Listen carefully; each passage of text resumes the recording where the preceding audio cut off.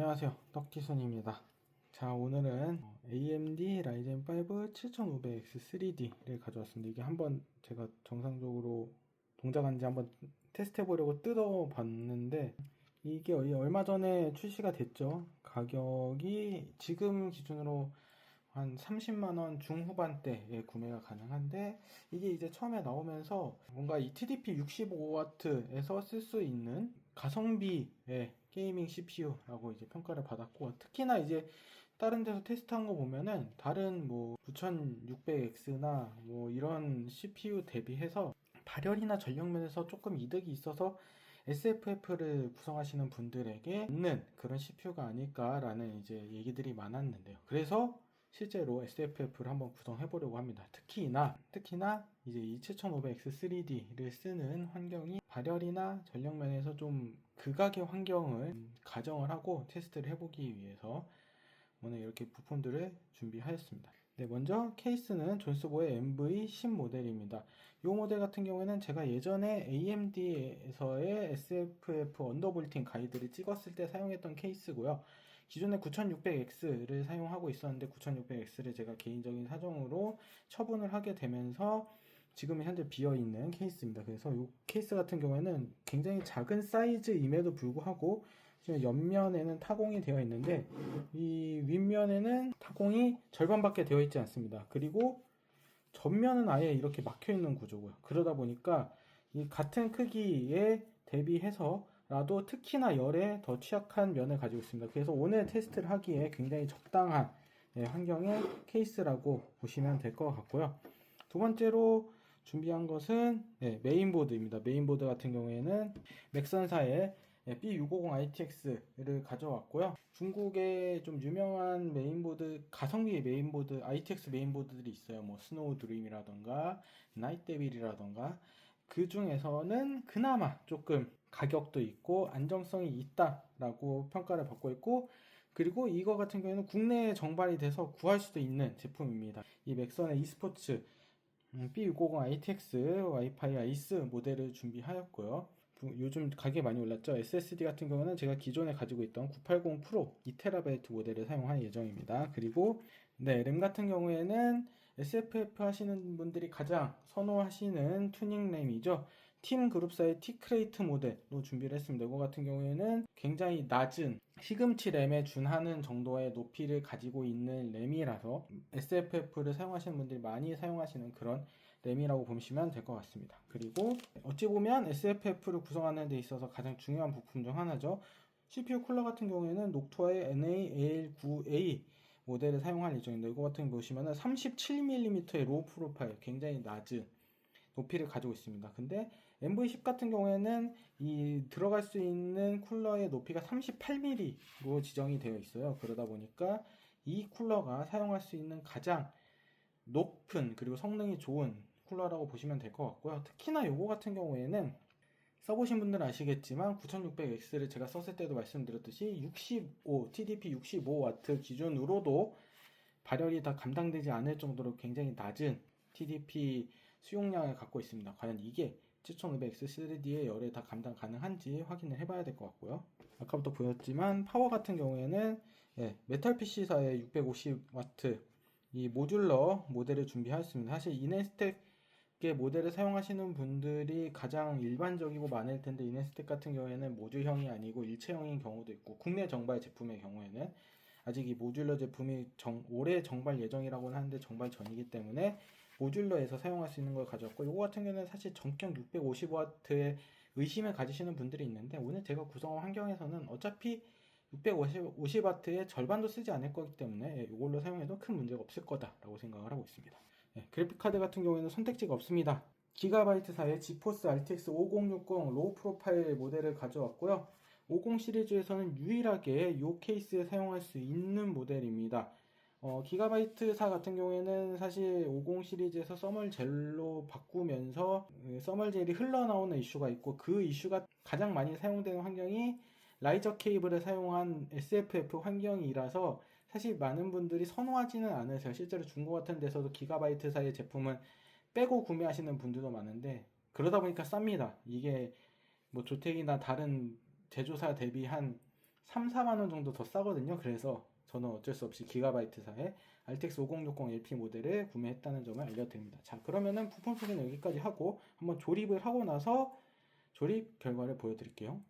네, 그래서 조립을 해왔고요.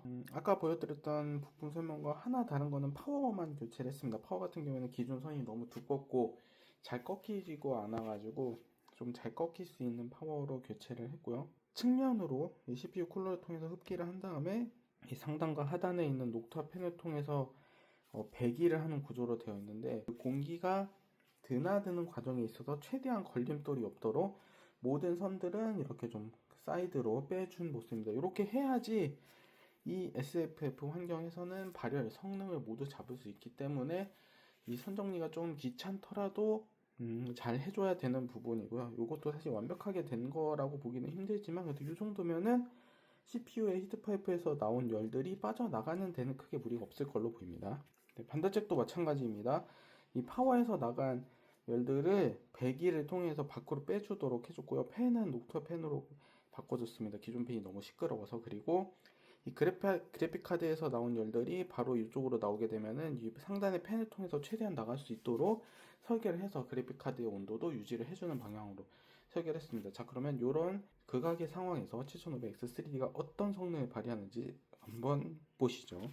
부팅 정상적으로 완료돼서 바이오스에 진입을 하였고요. 보시면은 AMD 라이젠 5 7500X3D 잘 잡혀 있고 메모리 같은 경우에도 잘 잡혀 있는 모습이고 이제 여기서 몇 가지 세팅만 좀 간단하게 해주고 넘어갈게요. 일단 오버클럭 들어가서 또 프로필 1으로 설정을 해줄 거고요. 그리고 프리시전 오버라이드 모드가 있는데 저는 일단 이거를 사용하지 않고 순정 상태에서 오늘 할 겁니다. 이게 사실 PBO 같은 경우에도 조금 설정하기 조금 몇 가지 해야 될 부분이 있다 보니까 그걸 넘어가고 펜 속도 정도만 조금 조정을 해줄게요.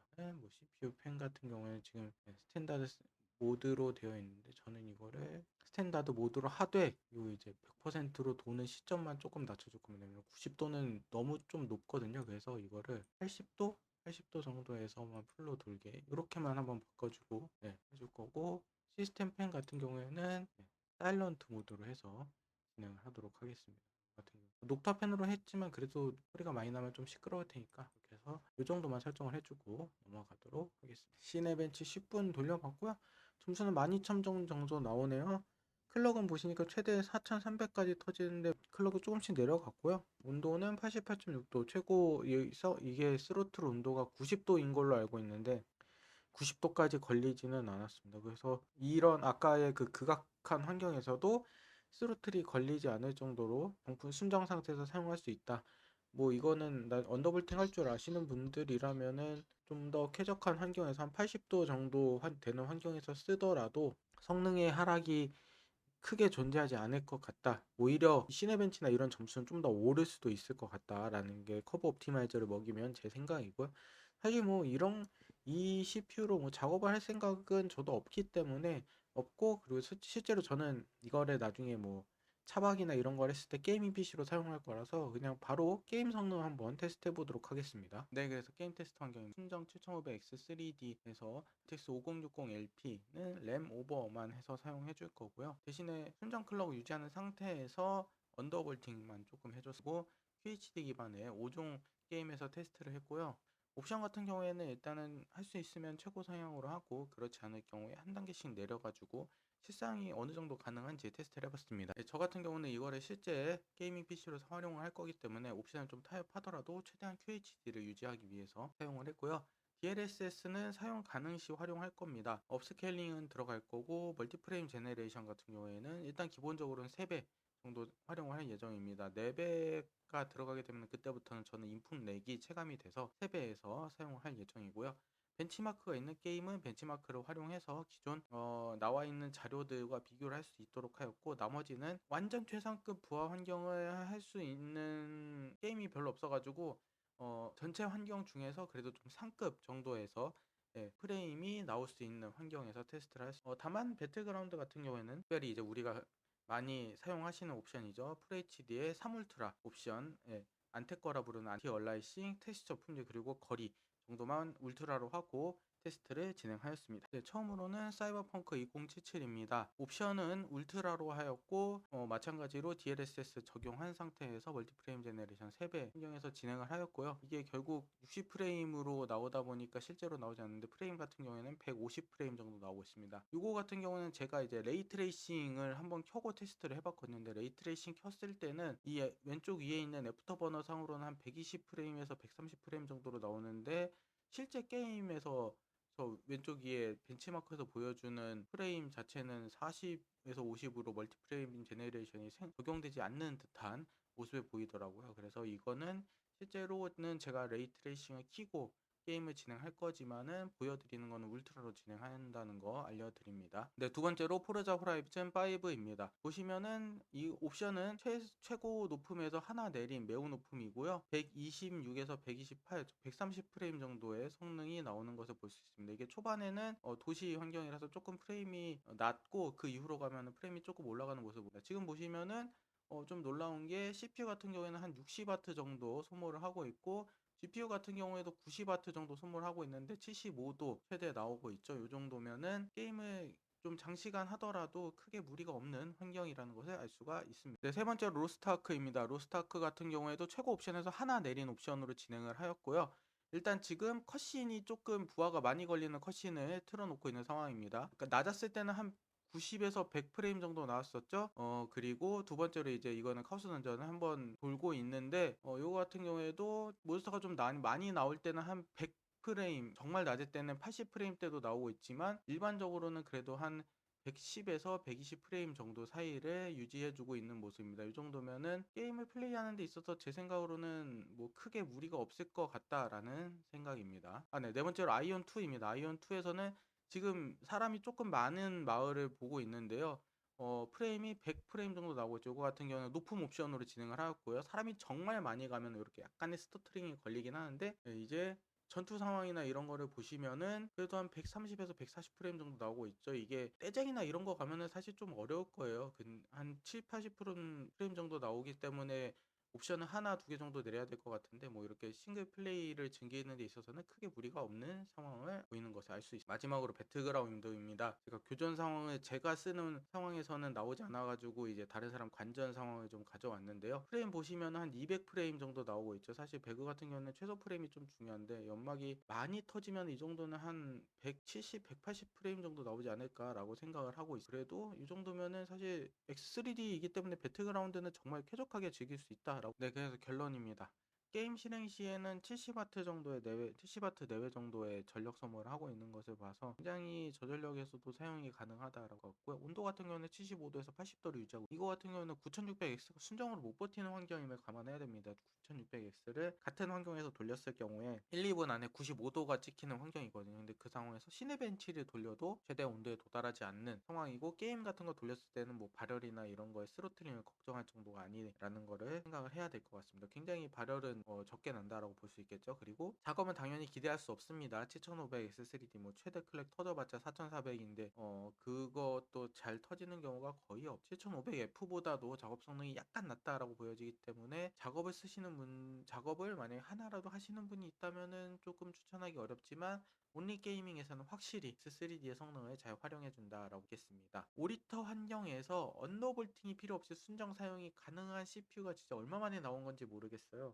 245KF라던가 1600X도 정말 일부 환경에서나 사용이 가능했었고 온도 제한을 최소한 걸었어야 되는데 그 상황에서도 이렇게 언더볼팅을 하지 않고 순정의 이 성능을 거의 100% 뽑아내면서 사용할 CPU가 정말 오랜만에 나와서 저는 개인적으로 만족하고 있습니다. 문제는 가격이 조금 애매합니다. 저 같은 경우에는 온갖 할인을 다 받아가지고 36만원 정도에 구매를 했었는데 36만원도 좀 비싸죠. 대부분 사람들이 생각하시는 마지노선이 20만원 후반대에서 30만원 초반대임을 고려하면은 아마 한 3월이나 이럴 때 알리에서 특가가 되면은 그 정도 가격에 좀 나오지 않을까라고 예상하고 있는데 그렇게 되면은 이 구매를 하시는 것을 추천드리고 말씀드릴 수 있겠습니다. 네, 그래서 7500X3D 리뷰를 간단히 진행해봤고요. 결론적으로는 SFF에서 굉장히 좋은 CPU가 나왔다고 저는 생각을 합니다. 가격만 조금 떨어지면은 또 구매를 한번 고려해 보시는 것도. 그러면 오늘 영상 여기까지고요. 시청해주셔서 감사합니다.